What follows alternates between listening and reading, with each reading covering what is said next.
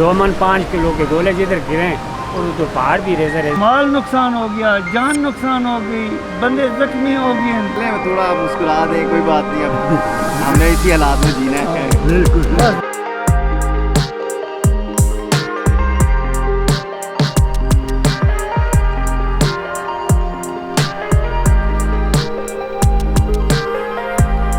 Hey, what's up? This is SMR. Welcome to my YouTube channel, The Kazmi Vlog. Today's day 8, episode 8. LOC Ride sponsored by Let's Play Bingo. Bingo is a gaming app को आप iOS और Android दोनों पर download कर सकते हैं और घर बैठे जीत सकते हैं हज़ारों रुपए। इसके लिए आपको कोई स्किल्स की ज़रूरत नहीं है, किसी नॉलेज की ज़रूरत नहीं है। ये पाकिस्तान की वाहिद ऑनलाइन गेम है जिस पे आप पैसे कमा सकते हैं घर बैठ के ऑनलाइन, वो भी हज़ारों रुपए रोजाना, बिना किसी एक्स्ट्रा चार्जेस के। ना आपको कुछ पे करना है, सिर्फ और सिर्फ गेम खेलनी है और पैसे कमाने। हार गए तो भी कोई नुकसान नहीं, जीत गए तो पैसे।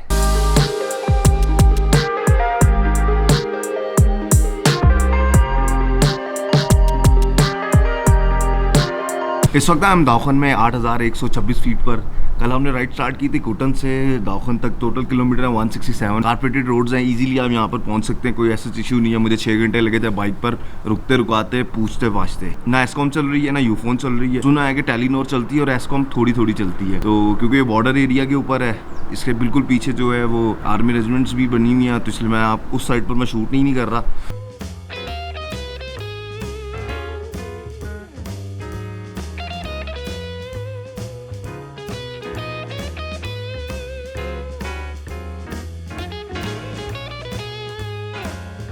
तो ये जिस प्रॉपर्टी में मैंने स्टे किया हुआ है ये टूरिज्म मोटल। इसका सीन ऐसा कि इसकी बुकिंग आपको मुजफ्फराबाद से करानी पड़ती है, लेकिन ये बहुत ज़्यादा चीपेस्ट है, 2300 रुपीज़ पर रूम।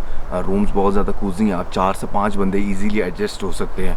और इसके अलावा बस बुकिंग का मसला है कि बुकिंग मुजफ्फराबाद से करानी पड़ती है, ऑन द स्पॉट बुकिंग होती नहीं है। एक सीन और है ये कि वो ये मोटल है और मोटल में खाना नहीं मिलता, तो इसलिए आप नीचे से अपना खाना लेके, यहाँ पे खाना बनाने की फैसिलिटी है, इलेक्ट्रिक स्टोव रखा हुआ है, तो अगर आप नीचे से अपना सामान लेकर आएंगे तो आपको बनाने में मुश्किल नहीं होगी। मेरे साथ तो ये सीन था कि मुझे एक तो पता नहीं था, मेरे अलावा और भी फैमिलीज आई थी, उन्हें भी ये नहीं पता था कि यहाँ खाना नहीं मिलेगा, तो वो फिर रात को चिकन ढूंढ रहे, तो आप आते हुए अपना सामान साथ में लेते आए। Back to room. सीन ऐसा है कि बाहर इतनी ज़्यादा ठंड हो रही है कि ज़्यादा देर रहा नहीं जाता, और सीन ऐसा है कि रात को मैंने कपड़े धो के डाले थे, जो कि ट्राउजर सूख गया, जो कि ज़्यादा मोटा था, और सॉक्स अभी तक नहीं। तो सीन ऐसा है कि मैंने अब शॉपर में बांध लूँगा और नेक्स्ट जिस भी होटल में रुकूंगा वहाँ जाके बस सामान पैक करते हैं और फिर निकलते हैं यहाँ से।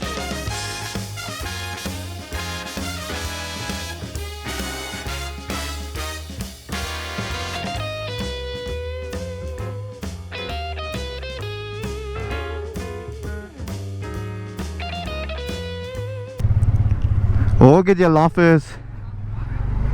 बिस्मिल्लाहिर्रहमानिर्रहीम। Alright ladies and gentleman, boys and girls, तो I am living this property, most beautiful property. अब हम हैं 8126 की बुलंदी पर। अब यहाँ से जाएंगे 8500 और फिर 8500 से हम नीचे की तरफ लीपा की तरफ उतरेंगे। आगे से जो है वो रोड सारे कच्चे हैं, दाउखन तक रोड फ्लैटेड है। आप अपने घर वालों के साथ इजीली आ सकते हैं, इतना बड़ा ट्रक आ गया, तो बसें कोस्टर्स भी आ सकती हैं यहाँ पे। और यहाँ पे अनकरीब बर्फ़ पड़ने वाली है। Bad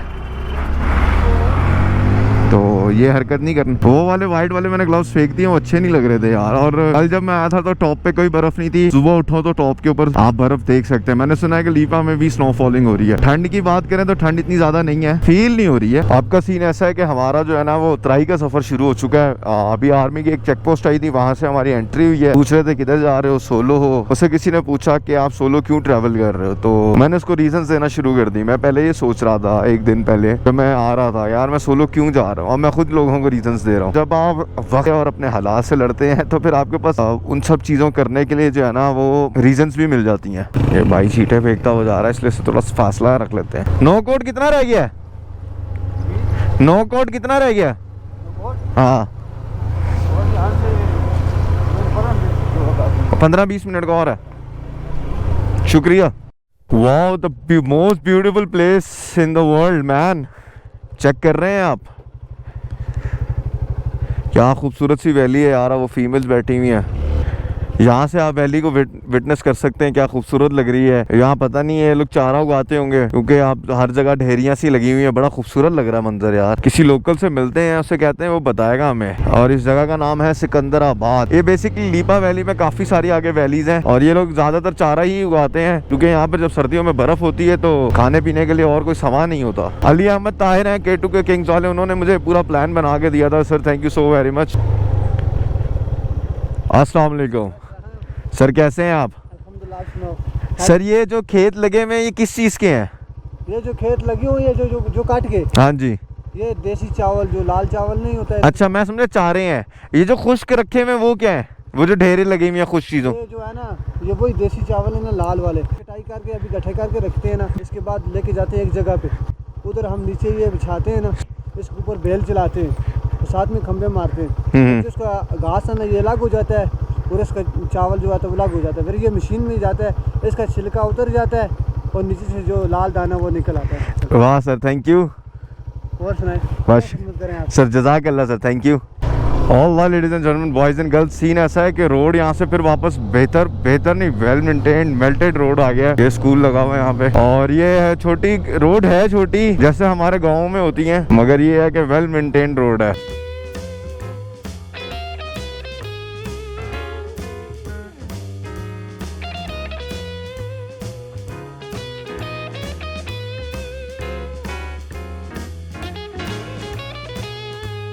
on my left hand side आप देख सकते हैं कि क्या खूबसूरत से खेत बने हुए हैं। मैंने पहली दफा इस तरह की कोई वैली विजिट की है जहां पर आपको इतने प्रॉपर खेत नजर आते हैं। मतलब ये तो अच्छा खासी बड़ा रकबे पर है, इसीलिए लिपा वैली बहुत ज्यादा फेमस है अपनी इस खूबसूरती के बारे में। जून जुलाई में क्या मंजर कराती होगी जगह यार, क्या खूबसूरत लग रहा है, एक नंबर है यार ये जगह। नीचे एक चाय का स्टॉप बना हुआ, मैंने कहा यार वहाँ रुकते हैं और देखते हैं क्या सीन है।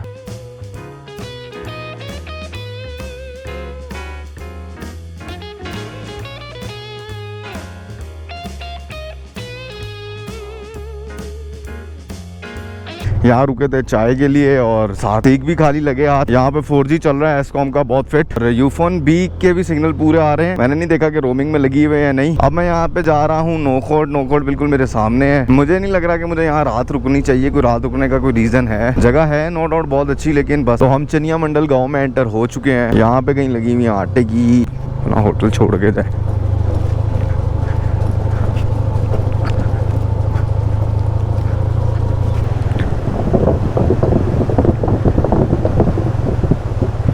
चनिया पार्क।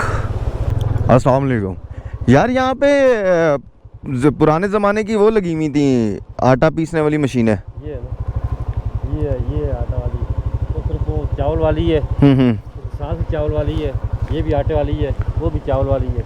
तो ये हम आए हैं जी चनिया में पुराने कदीमी दौर की वो देखने। यहाँ लगाएंगे बाइक। मैं बैठा हूँ चनिया में बहुत फेमस और बहुत पुरानी कदीमी दौर की यहाँ पे चक्कियाँ लगी हुई आटे की और चावल की। आटा और चावल निकल रहा है। जब मैं लाहौर से निकला था तो मुझे बहुत सारे लोगों ने ये बात रिकमेंड की थी कि यार अगर आप वहाँ जा रहे हैं तो ये आटे की चक्कियाँ ज़रूर विजिट करके आइएगा। तो मैं यहाँ पर आया तो मुझे यहाँ पे जो है ना चक्की विजिट करने का जो मौका मिला। ये चक्कियाँ चलती कैसे, चक्कियाँ जो है वो पानी के प्रेशर से चलती हैं और उसके बाद मक्की का आटा हो या गंदम का आटा हो वो पिस कर तैयार हो जाता है। ऐसे अब मुझे जाना है विजिट करने कारी अशरफ का घर, जो कि लकड़ी का बना हुआ और बहुत खूबसूरत है। यहाँ के कुछ लोग सताए हुए हैं। जब तक मैं अपना पैकअप करता हूँ तब तक उनकी स्टोरी सुन लें। कि इस इलाके में तकरीबन 1991 से ये फायरिंग चल रही है। 1991 76 की जंग भी देखी है, 71 की भी देखी है, 65 की भी, लेकिन सबसे सख्त जंग ये है इसने मकान जला दिए, 6-7 मकान ये नए बन। 85 किलो का गोले का वजन है, 85 किलो, 2 मन 5 किलो के गोले जिधर गिरे और तो पहाड़ भी रेजर बुजुर्गों आप मुझे बताएं, ये लिपा वैली इंडिया के बिल्कुल पास है, तो आप लोग ने जाहिर है फायरिंग वायरिंग भी बर्दाश्त की होगी। बड़ी सख्त जरूरत है, बहुत इंतहाई सख्ती। शहरी लोग तो आराम में, जी हमारे इधर दिन रात फिक्र रहता है और खड़े रहते हैं। और जिस वक्त हंगामी हालात होंदा उस वक्त हमारी ज़्यादा टेंशन और ज़्यादा परेशानी।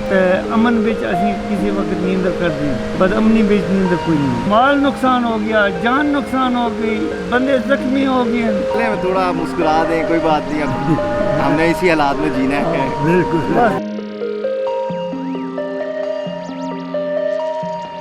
ऐसा है कि दोपहर का टाइम हो गया है, गर्मी होना शुरू हो गई है, तो मैंने जो है वो ऊपर उतार दिया है। यहाँ से जाऊँगा, पहले ऊपर क्रिकेट ग्राउंड देख के आऊँगा, फिर कारी अशरफ का घर विजिट करूँगा। तो ये सामने मैं गया था आटे की चक्की विजिट करने के। लोकल्स ने काफ़ी अच्छी ब्रीफिंग दी है। इवन वो मुझे दूसरी जगह चक्की कैसे चलती है वो भी दिखाने लेके गए। तो बस ये सीन है। अब यहाँ से जाना है मुझे कारी अशरफ साहब का घर लाजमी देखना है और एक क्रिकेट ग्राउंड भी यहाँ बना हुआ है, तो वो भी पॉइंट देखना है। अच्छा, नीचे थे तो गर्मी लग रही थी, बाइक पर आते हैं तो ठंड लगती है। कह रहे हैं यहाँ से 10 से 15 मिनट का रास्ता है टाउन तक का। उसके आगे फिर है 12,000 पे जाने देते हैं, कभी नहीं जाने देते, तो पता कर लेंगे। 12,000 पे अगर जाने दिया तो 12,000 बेसिकली 12,000 फीट पर है। और एक और उसकी जो खास बात है वो ये है, बड़े बड़े पत्थर डाले हुए रोड बनाने के लिए। चली जाती है बाइक। ये पत्थर देखने कितने बड़े बड़े हैं। असल में पत्थर फिट हुए हैं, वरना ये बड़े तंग करते हैं पत्थर।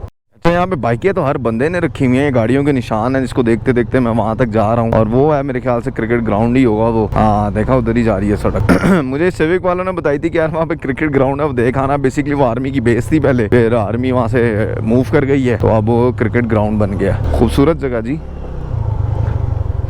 अस्सलाम वालेकुम। मैं क्या सही जगह पे पहुँच गया? यही वो ग्राउंड है? तो क्रिकेट होती कहाँ है? आप लोग कहाँ से हैं? पंजाबी लगना है। सीन ऐसा है कि मैं काफ़ी देर से इस कैंपिंग ग्राउंड में पहुंच चुका था, लेकिन कुछ लोग मिल गए थे लाहौर से, तो लाहौरी और लाहौरी आपस में मिल जाएं तो फिर दोस्ती हो जाती है। ये कैंपिंग ग्राउंड भी और ये क्रिकेट ग्राउंड भी बहुत फेमस है। पहले बेसिकली आर्मी यहाँ पर जो है वो अपना सेटअप लगाती थी, क्योंकि बिल्कुल मेरे अगर इस साइड पर चले जाएं तो 12,000 है, 12,000 के बिल्कुल सामने इंडिया है। और ये पाकिस्तान का वाहिद LOC का पॉइंट है जिसपे सबसे ज़्यादा जो है ना जुल्म सितम हुए हैं इंडिया की तरफ से, जैसा कि आपको लोकल्स पहले ही बता चुके हैं। लेकिन the most beautiful area of Pakistan as well, क्योंकि यहाँ पे ग्रीनरी अक्टूबर के महीने में इतनी ज़्यादा है। तो मैं ये सोच रहा हूँ कि गर्मियों में क्या हाल होता होगा इसका जून जुलाई में। जिस जगह पे मैं खड़ा हुआ हूँ इंतहाई ब्यूटीफुल है, इंतहाई ही खूबसूरत है। और अब मैं यहाँ से निकलूंगा तो मुझे कारी अशरफ साहब का घर देखना है। कारी अशरफ साहब का घर बहुत ज़्यादा खूबसूरत है, 3 मंजिला बना हुआ है, तो वो विजिट करेंगे। लेकिन यहाँ के कुछ सीन्स हैं, पहले वो एंजॉय कर लें आप।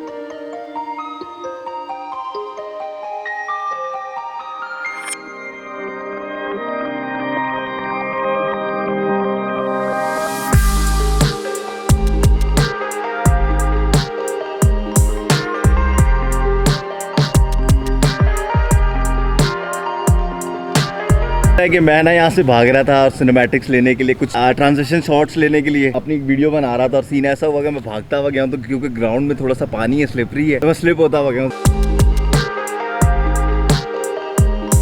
अभी का सीन ऐसा है कि मैं पहुंच चुका हूँ नोकोट में। ये लोकेशन के ऊपर होटल कराया मेरा, बिल्कुल सामने जो आप देख रहे हैं व्यू, यही मेरे रूम से इसका व्यू आ रहा है। सीन ऐसा है कि यहाँ पे कुछ इतने अच्छे होटल्स बने हुए नहीं है, लेकिन जो मुझे मिल गया उसकी लोकेशन बहुत ज्यादा एक्सट्रीम है। जून जुलाई में क्या करता होगा ये, मगर लोकेशन एक नंबर है।